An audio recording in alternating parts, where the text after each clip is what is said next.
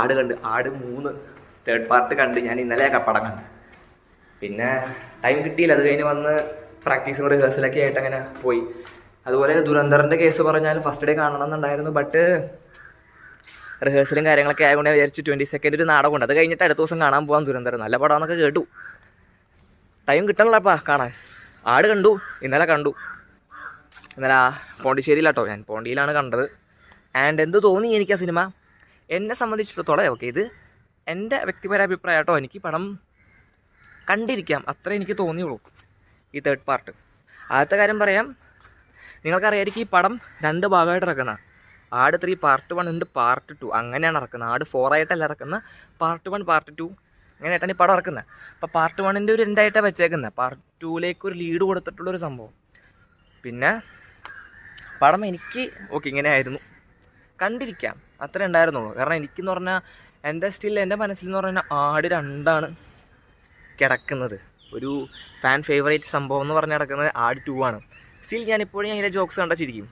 ആട് 2ലെ comedy first part എനിക്ക് ഇഷ്ടമാണ്. അതിനെക്കുറിച്ച് ഞാൻ പറയുന്നില്ല, ആട് 2 വെച്ചിട്ടാണ് പറയുന്നത്. കാരണം എനിക്കൊരു എക്സ്പെക്റ്റേഷൻ ഉണ്ടായിരുന്നു, അതുകൊണ്ടാവാം അതിൻ്റെ പ്രശ്നങ്ങളാവാം ഇങ്ങനെ.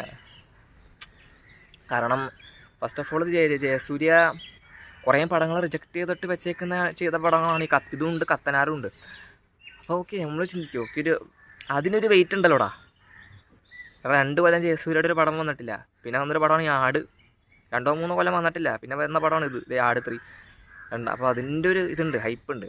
എനിക്ക് ഇതുണ്ടായിരുന്നു. പിന്നെ അതുപോലെ തന്നെ ആടിൻ്റെ ഈ സീരീസിൻ്റെ ഒരു ആരാധകനാണ്. എസ്പെഷ്യലി ആട് 2 എനിക്ക് ഭയങ്കര ഇഷ്ടമാണ്. ഞാൻ ഇപ്പോഴും ഉറക്കുന്നു തിയേറ്ററിൽ പോയിട്ട് കണ്ടത്. ഞാൻ പറഞ്ഞു അതിൻ്റെ ജോക്സ് എനിക്ക് ഇപ്പോൾ ഇട്ടാലും വർക്കാവും.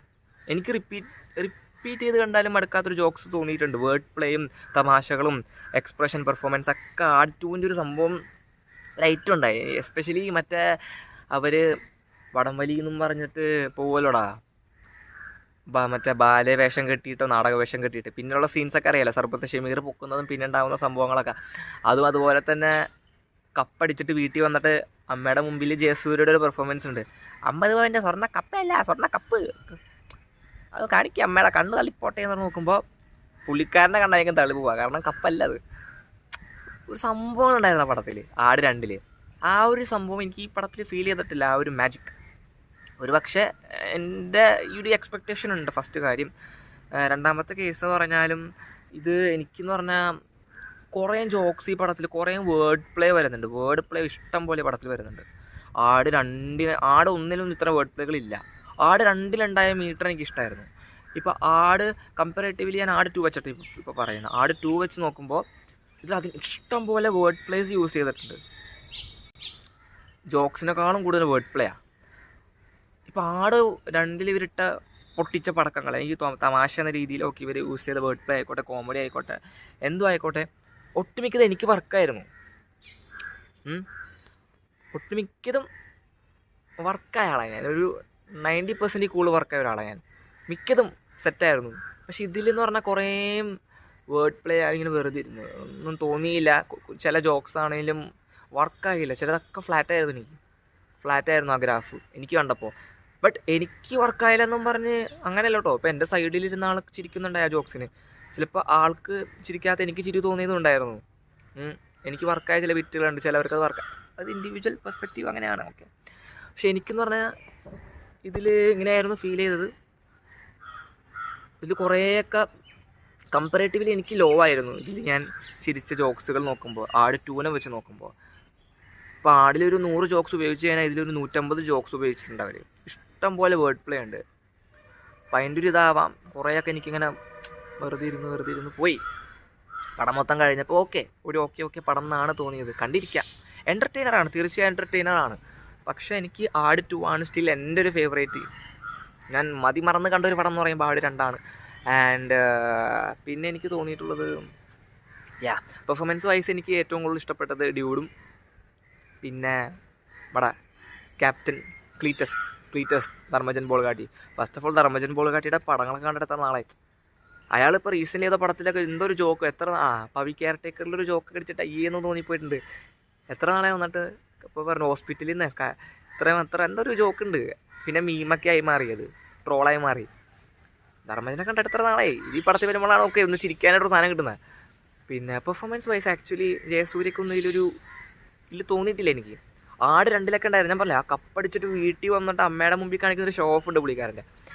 അത് ഒരു പെർഫോമേറ്റീവ് സാധനം ജയസൂര്യയുടെ ഇതിൽ ഇല്ല, ആക്ച്വലി ഇല്ല. ഇതിലെനിക്ക് തോന്നിയിട്ടുള്ള ഡ്യൂഡും ഈ പറയുന്ന വിനായകൻ ചേട്ടൻ ചെയ്ത ക്യാരക്ടറും പിന്നെ ധർമ്മജൻ പോൾക്കാട്ടിയുടെ ക്ലീറ്റസ്, ഇതിൽ 2 ടൈം ലൈനാണ് കാണിക്കുന്നത്.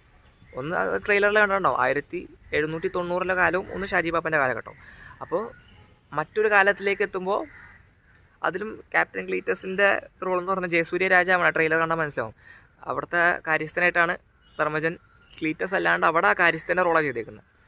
എന്നാലും പുള്ളിക്കാരൻ കൊടുക്കുന്ന കൗണ്ടേഴ്സ് ഉണ്ട്, ഭയങ്കര രസമായിരുന്നു. ക്യാപ്റ്റൻ ക്ലീറ്റസിൻ്റെ കോമഡികളും വിനായകൻ ചേട്ടൻ്റെ പെർഫോമൻസ് എന്നും പറയാം. മീൻസ് കുറച്ചും കൂടി നോക്കിക്കഴിഞ്ഞാൽ ഈ 2 പേരുമാണ് എനിക്ക് കുറച്ച് രസമായിട്ട് തോന്നിയത് ഈ പടത്തിൽ.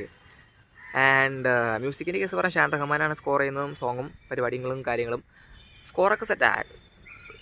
ഫസ്റ്റ് ഓഫ് ഓൾ നമ്മളുടെ മനസ്സിലുള്ള ഇപ്പോൾ ഷാജി പാപ്പൻ വരുമ്പോൾ ഈ മ്യൂസിക്കാണ് വരുന്നത്, അല്ലെങ്കിൽ നമ്മുടെ സാത്താൻ സേവിയർ വരുമ്പോൾ ഒരു മ്യൂസിക് ഇത് വരും. അത് നമുക്കറിയാം, അതൊക്കെ അത് തന്നെ സെയിം തന്നെ. അതിനൊരു ഫാൻ ബേസ് ഉണ്ട് ആ മ്യൂസിക്കിന് തന്നെ. ഹൈ റേഞ്ച്, ഹൈലി ഡേഞ്ചർ, അല്ലെങ്കിൽ പറയുന്ന ഷമീർ സർബത്ത്, ഷമീർ ക്യാരക്ടർ തീം ഉണ്ടല്ലോ, അത് കുറച്ചും കൂടി അപ്ഗ്രേഡ് ചെയ്തിട്ടാണ്, കുറച്ചുകൂടി ബീറ്റ്സൊക്കെ ആഡ് ചെയ്തിട്ടാണ് ഈ പടത്തിൽ സെറ്റ് ചെയ്തേക്കണം. രസമായിരുന്നു കേൾക്കാൻ. ആൻഡ് ആക്ച്വലി ഷാൻ റഹ്മാൻ്റെ ടാസ്ക് എന്ന് പറഞ്ഞാൽ ഈ പടത്തിൽ 2 ടൈം ലൈൻ കാണിക്കുന്നുണ്ടല്ലോ. ഇപ്പോഴത്തെ ടൈം ലൈനും അപ്പോൾ അതിൻ്റെ ഒരു സ്കോർ കൊടുക്കണം. പിന്നെ ആ ഒരു പറയുന്ന രാജഭരണം ആ ഒരു കാലഘട്ടത്തിൻ്റെ ഇത് വരുമ്പോൾ അതിൻ്റെ സ്കോറും കൊടുക്കണം. രണ്ട് ഫ്ലേവർ തോന്നണമല്ലോ ആ പീരിയോഡിക് മ്യൂസിക്കൊക്കെ ചെയ്യുമ്പോൾ. ഒക്കെ സെറ്റായിരുന്നു. സ്കോറൊക്കെ രസമായിരുന്നു. ബാക്ക്ഗ്രൗണ്ട് സ്കോറൊക്കെ കിടിലനായിരുന്നു. എനിക്കിഷ്ടമായി. ഇഷ്ടമാകാത്തവരുണ്ടാവും, എനിക്കിഷ്ടമായി. ആൻഡ് ഇപ്പം നമ്മൾ ഇൻഡിവിജ്വലി പോകുമ്പോൾ ഉണ്ടാകുന്ന, ഇപ്പം ഞാൻ തന്നെയാണ് പോയി പടങ്ങളൊക്കെ പൊതുവെ കാണാറ്. ഇങ്ങനത്തെ പടങ്ങളൊക്കെ ഫാമിലിയായിട്ട് കാണുമ്പോഴാണ് വേറൊരു വൈബായിരിക്കും അത്. ഇപ്പോൾ ഈവൻ ഞാൻ ഫാമിലിയായിട്ട് പടം കണ്ടാലും സിനിമയെക്കുറിച്ച് ഒരു ഒപ്പീനിയനേ പറയുള്ളൂ. ബട്ട് സ്റ്റിൽ ആ മൊമെൻറ്റ് നമ്മൾ ഫാമിലിയായിട്ട് സ്പെൻഡ് ചെയ്യുന്നതും ഒറ്റയ്ക്ക് കാണുന്നതും ഈ ഫ്രണ്ട്സായിട്ട് കാണുന്നതും ഡിഫറെൻ്റ് ആണ്. ഇപ്പോൾ എൻ്റെ ഫാമിലി ഇപ്പോൾ ഈവൻ ബബ്ബ എന്നൊരു പടം ഇറങ്ങിയ സമയത്ത് എൻ്റെ ഫ്രണ്ട്സായിട്ട് ഞാൻ കണ്ടു. അപ്പോൾ അത് അവരെന്നൊക്കെ പറഞ്ഞാൽ ഭയങ്കര ടെക്നിക്കൽ സൈഡൊക്കെ നോക്കുന്ന ആൾക്കാരാണ്. ഓക്കെ, ബബ്ബ നോ ലോജിക് ഓൺലി മാഡ്നസ് പടമാണ്. ബട്ട് സ്റ്റിൽ അതിൻ്റെ എക്സിക്യൂഷൻ നോക്കുന്നുണ്ട് എൻ്റെ ഫ്രണ്ട്സ്. എൻ്റെ എഡിറ്റിംഗ് നോക്കും, എടാ ഈ ആംഗിളിൻ്റെ ഷോട്ട് അതായിരുന്നു, അവർക്ക് ഇങ്ങനെ ചെയ്യായിരുന്നു, എക്സിക്യൂഷനിൽ പാളിപ്പോയി എന്നൊക്കെ എൻ്റെ ഫ്രണ്ട്സ് പറയും. പക്ഷെ എൻ്റെ ഫാമിലി ബബ്ബ കാണാൻ പോയി, അവരിതൊന്നും നോക്കില്ല. അവർ ജസ്റ്റ് കാണാ, ചിരിക്കുക, വരാ. മനസ്സിലായോ? ഇപ്പോൾ പടം ഇപ്പം നമ്മളെപ്പോലെ പിന്നെ യൂത്തായിട്ടുള്ള ആൾക്കാർ, ഇപ്പം ഞാനടക്കം അങ്ങനെ വന്നു. ഇപ്പോൾ ഞാൻ കമ്പയർ ചെയ്ത് പറഞ്ഞു, എൻ്റെ ഫാമിലി ഇപ്പോൾ ഇന്നലെ കാണാൻ പോയി പടം, ഇന്നലത്തെ നൈറ്റ് ഷോ ഫാമിലിയായിട്ട് അവർ പോയി. ഞാൻ പോണ്ടിയില്ല, അവർ നാട്ടിലും. ഞാൻ പോണ്ടിശ്ശേരിയിലും ഇവിടെ വെച്ച പടം കണ്ട. അവരിതൊന്നും നോക്കില്ല, അവർക്ക് കാണാ, ഓക്കെ, ചിരിച്ച് വരാ. ആ സാധനം ഫാമിലിയായിട്ടൊക്കെ കണ്ടാൽ നമ്മളിങ്ങനെ നോക്കില്ല.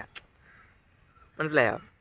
അപ്പോൾ ഓരോ ഇതായിട്ട് കാണുന്നൊരു ഇമ്പാക്റ്റ് ഡിഫറെൻറ്റാണ്. ബട്ട് സ്റ്റിൽ ഞാൻ ഫാമിലിയായിട്ട് കണ്ടാലും ഫ്രണ്ട്സായിട്ട് കണ്ടാലും ഒരു ഒപ്പീനിയൻ ആയിരിക്കും. എനിക്ക് സിനിമ കണ്ടിട്ട് എന്ത് തോന്നിയെന്ന് ഞാൻ പറയാം. പക്ഷേ ഓരോരുത്തരായിട്ട് ടൈം സ്പെൻഡ് ചെയ്യുന്നത് ഡിഫറെൻ്റ് ആയിരിക്കും തിയേറ്ററിൽ വെച്ച്. അപ്പോൾ ഫാമിലിയായിട്ട് കാണുമ്പോൾ നമ്മളങ്ങനെ ഒന്നും ഫാമിലി ഓഡിയൻസ് ഒന്നും നോക്കില്ല. അതാ മേക്കിങ്ങിന് അത് വന്നു, ഈ പടത്തിൽ ഈ തീം ഇതായി, ആ തീം ഇതായി, ഈ മ്യൂസിക് ഇവിടെ വന്നു, അങ്ങനെ തോന്നില്ല. ജസ്റ്റ് കണ്ടിരിക്കും, വരും. എൻ്റർടൈനറാണ്, തീർച്ചയായും എൻ്റർടൈനറാണ്. ബട്ട് എനിക്ക് തോന്നിയത് ഈ പടത്തിൽ ആട് 2 വെച്ച് നോക്കുമ്പോൾ എനിക്കങ്ങനെ തോന്നിയില്ല. ആട് 2-നാണ് കുറച്ചും കൂടി ആ ഒരു കോമഡി എനിക്ക് വർക്കായതും കൂടുതലും. കാരണം ഞാൻ പറഞ്ഞു, ഇതിൽ കുറേ ജോക്സ് കുറേ ഇട്ട് പൊട്ടിക്കുന്നുണ്ട്. ആ ജോക്സ് ഈ പടത്തിന് ചേരുന്നല്ല എന്ന് പറയാൻ പറ്റില്ല. പടത്തിന് ചേരുന്ന ഫ്ലേവറിലാണ് ജോക്സ് പോകുന്നത്. കാരണം ഇതിലെ കഥാപാത്രങ്ങൾ എന്ന് പറഞ്ഞാൽ മണ്ടന്മാരാണ്. ഷാജി പാപ്പൻ ടീംസ് ആയാലും ക്ലീറ്റസ് ആയിക്കോട്ടെ, സേവർ, എല്ലാവരും മണ്ടന്മാരാണ്. മനസ്സിലായോ? അവർക്ക് ഏത് ജോക്സ് കൊടുക്കാം, ലിമിറ്റേഷൻസ് ഇല്ല. ഇപ്പോൾ വേറെ പടങ്ങൾ യൂസ് ചെയ്യുകയാണെങ്കിൽ അവരുടെ ലിമിറ്റേഷൻസ് വരും. സ്റ്റോറി അനുസരിച്ചോ കഥാപാത്രങ്ങളനുസരിച്ചോ ലിമിറ്റേഷൻസ് ഉണ്ടാവും. ഇപ്പോൾ ഒമർ ലുലു ചങ്സിൽ ചെയ്ത ജോക്സ് ഒരിക്കലും ഇപ്പോൾ ഒരു സത്യനന്ദിക്കാടിൻ്റെ ഒരു പടം, ഒരു ഫീൽ ഗുഡ് പടം, അതിലൂടെ തമാശകൾ കൊടുക്കാൻ പറ്റില്ല. കാരണം അതിലെ കഥാപാത്രങ്ങൾ എങ്ങനെയാണ്, അതിലെ സ്റ്റോറി ലൈൻ എങ്ങനെയാണ്. ഈവൻ സത്യനന്ദിക്കാട് അങ്ങനെ ഒരു പടം ചെയ്യുകയും ചെയ്യില്ല. മനസ്സിലായോ? ഓരോരുത്തരുടെ ഇതനുസരിച്ചിരിക്കും. അപ്പോൾ ആടിൽ വരുന്ന ജോക്സൊക്കെ സെറ്റാണ്. ഓക്കെ, ഇവരുടെ പെർസ്പെക്റ്റീവിൽ, മേക്കേഴ്സിൻ്റെ പെർസ്പെക്റ്റീവിൽ എന്ന് പറഞ്ഞു കഴിഞ്ഞാൽ ഇഷ്ടം പോലെ ജോക്സ് പൊട്ടിക്കാം, ഇഷ്ടം പോലെ വേർഡ് പ്ലേ കളിക്കാം, വർക്കാവും, എല്ലാം വർക്കാവും. അങ്ങനെ ജനറലി നോക്കിക്കഴിഞ്ഞാൽ വർക്കാവും. ബട്ട് ഓഡിയൻസ് അവരുടെ പെർസ്പെക്റ്റീവിൽ, മേക്കേഴ്സിൻ്റെ ഓഡിയൻസിൻ്റെ പെർസ്പെക്റ്റീവിൽ നോക്കുമ്പോൾ ഇൻഡിവിജ്വൽ പെർസ്പെക്റ്റീവ് അനുസരിച്ചിരിക്കും. എനിക്ക് വർക്കാവാത്ത നിങ്ങൾക്ക് ജോക്സ് വർക്കാവും, നിങ്ങൾക്ക് വർക്കാവാത്ത വേർഡ് പ്ലേ ചിലപ്പോൾ എനിക്ക് വർക്കാവാൻ വേണ്ടിയിരിക്കാം.